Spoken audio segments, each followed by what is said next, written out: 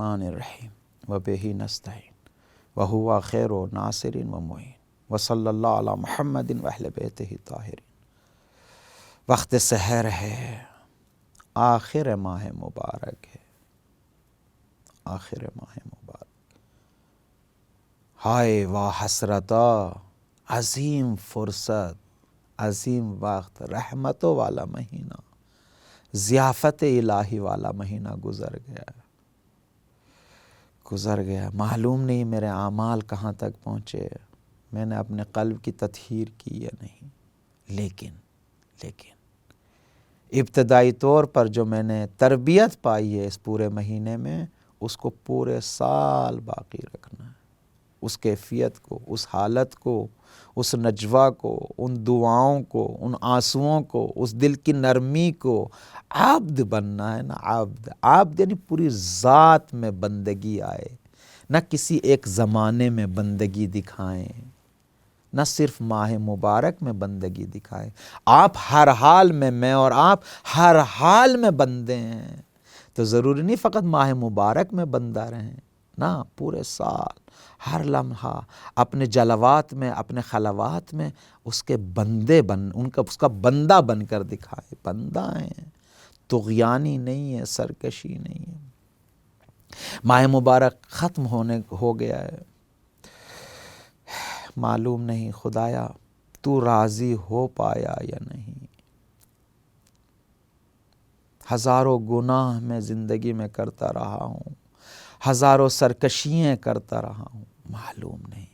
لہٰذا زبان سے یہی جملہ نکلنا چاہیے، یہی دعا کا یہ جملہ، اللہم ان لم تکن رضیت عنی فیما مضی من شہر رمضان فمن الآن فرض عنی۔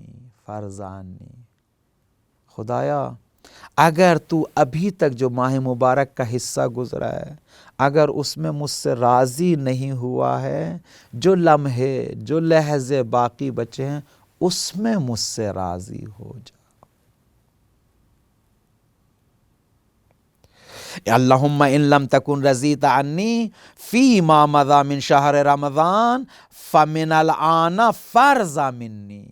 خدایا یہ مہینہ عظیم رحمتوں کا گزر گیا، خدایا اگر اس میں تو راضی نہیں ہوا تو اب راضی ہو جا، اب راضی ہو جا۔ دو چار جملے میں عرض کرنا چاہتا ہوں۔ لا الہ الا خدایا اس طریقے کی بندگی والی زبان آپ کے لب و لہجے میں آ جانی چاہیے ہمیشہ، لیکن آنسو آنکھ میں ہونے چاہیے، دل ٹوٹا ہوا ہونا چاہیے، مناجات شعبانیہ والے جملے ہونے چاہیے۔ اما السائل فلا تنہر، جو درس دیتا ہے خدا قرآن میں کہ کسی سائل کو بھگانا نہیں، وہ اپنی بارگاہ سے کسی کو بھگاتا نہیں ہے۔ اما الیتیم فلا تقہر، کہ ہم یتیم نہیں ہیں، وہ اپنی بارگاہ سے کسی کو جھڑکتا نہیں ہے، تو اس کی بارگاہ میں کھڑے رہیں۔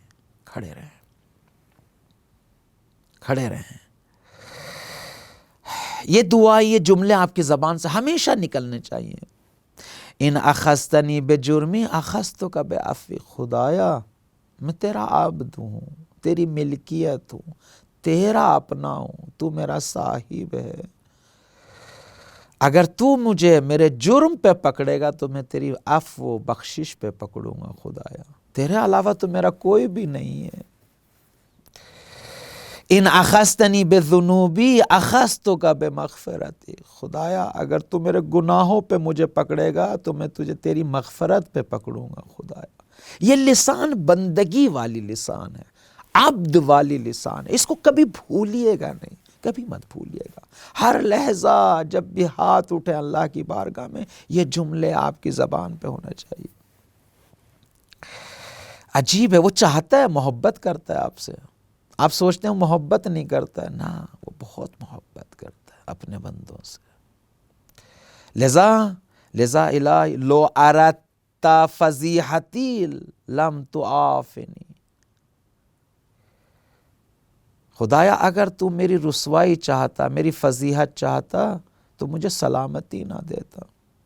الہی لو اردت ہوانی لم تہدنی، اگر تو میری رسوائی چاہتا تو میری ہدایت نہ کرتا۔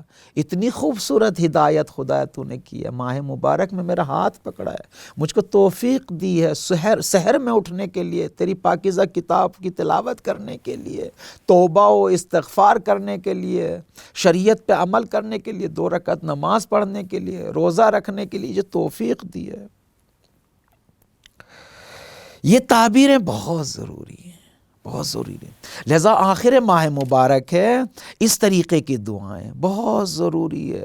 دعا وَلَا يُنْجِ مِنْكَ إِلَّا التَّضَرُّعُ إِلَيْكَ، کوئی چیز نجات نہیں دے سکتی مجھے گناہوں سے، فقط تضرع، گڑ گڑانا، نیائش، رونا اللہ کی بارگاہ میں، اللہ کی بارگاہ میں رونا۔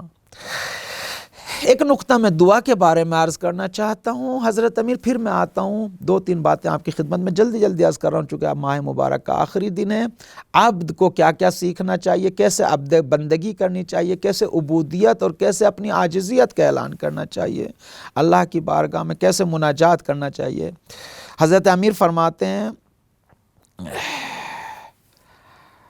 ایک دعا مناجات میں، اللہم صلی علی محمد و آل محمد واسمع ندائی اذا نادیتک، خدایا جب میں تجھے پکارتا ہوں تو میری دعا کو قبول فرما، میری آواز پر لبیک، واسمع دعائی اذا دعوتک، خدایا میری دعا کو سن جب میں تجھے پکارتا ہوں، واقبل علی اذا ناجیتک، خدایا جب میں تیری بارگاہ میں نجوہ کرتا ہوں تو میری طرف توجہ کر۔ خدایا ندا اور دعا اور مناجات میں فرق یہی ہے، دعا اور ندا میں آواز ہوتی ہے، نجوہ میں آواز نہیں ہوتی، فقط سانسوں سے بات ہوتی ہے۔ خدایا اس مقام نجوہ تک پہنچنا چاہتا ہوں۔ اور ایک جملہ، فقط حربت الیک، خدایا پوری دنیا کو چھوڑ کے تیری طرف دوڑا ہوں، تیری رحمت کی طرف دوڑا ہوں۔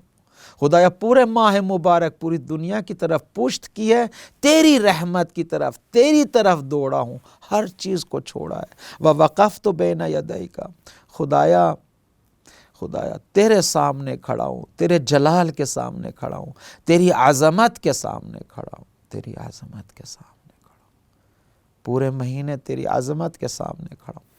یہ تمام چیزیں آپ کی خدمت میں نے عرض کی۔ اب 1-2 جملے مجھے آپ کی خدمت میں، چونکہ ماہ مبارک ختم ہو رہا ہے،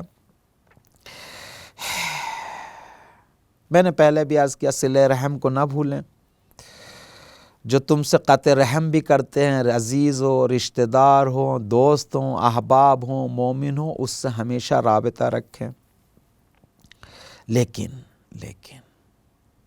اب آئیں، اگر عبد خدا بننا چاہتے ہیں، رنگ مولا کو پائیں، رنگ مولا کے رنگ کو پائیے۔ کس طریقے سے میرا خدا، آپ کا خدا، میرا مالک، آپ کا مالک نیاز مند فقیروں مساکین کی احتیاج و ضرورت کو پورا کرتا ہے، اسی طریقے سے میں بھی محروم جو فقیر ہیں، مسکین ہیں، ان کی ضرورتوں کو پورا کروں۔ ماہ مبارک ہے نا، ماہ مبارک، تصدقوا علی فقرائکم و مساکینکم، جو معاشرے میں فقیر ہیں ان پہ صدقہ دیجئے، ان کی مدد کیجئے، ان کو لقمہ کھلائیے۔